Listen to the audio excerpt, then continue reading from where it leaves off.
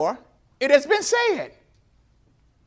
Now, Jesus is citing Old Testament passages. Then you have to ask yourself this question to be honest. Brother Melvin, man, listen. If Jesus is teaching on a law that was under the Mosaic Covenant, what were the Gentiles' marriage law? Because their law was not the Mosaic law. So what was their law? That's a fair question. What was the Gentiles' law when it regarded marriage under the Old Testament? Well, guess what, church? They were still governed under God's general marriage law in Genesis chapter 2 and verse number 24. How do you know? Well, God said, therefore a man shall leave his father and mother and be joined to his wife, singular, and the two shall become one flesh. God had never told anyone to have multiple wives, even under the patriarchal system, even as it ran parallel with the Mosaic law. God never told the Gentiles to marry multiple wives. So they were still governed under Genesis chapter 2 and verse number 24. Now, hold up. But okay, let me prove this further. I want you all to notice Genesis chapter 20 and verse number 2. You all remember when Abraham told his wife Sarah, he said, look, tell these men in this city that you are my sister. Tell them you're my sister. He tells them, or she tells them rather, he's my brother.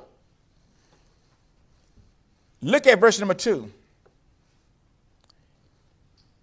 Abimelech takes Sarah. God came to him in a dream by night and said to him, indeed, you are a dead man because of the woman whom you have taken, for she is a man's wife. Wait a minute. Wait a minute.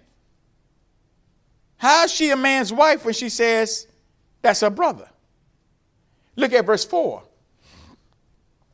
The Bible tells that Abimelech had not come near Sarah, and he said, Lord, will you slay a what? Righteous nation also. You see, church, Abimelech was king of Gerar. And Gerar was a city in the land of the Philistines, according to Genesis chapter 21, verses 32 and 34. Therefore, Abimelech was a Gentile king. However, he was governed under God's creation marital laws. You all see that? He was governed under God's marital laws. And even though he was a Gentile king, he took Sarah. God still held him accountable to respect the marriage covenant laws that God had instituted in Genesis chapter 2 and verse number 24. Now, y'all go check that out. So when we get to Matthew chapter 5, those Gentiles, they were still governed under God's original marriage laws.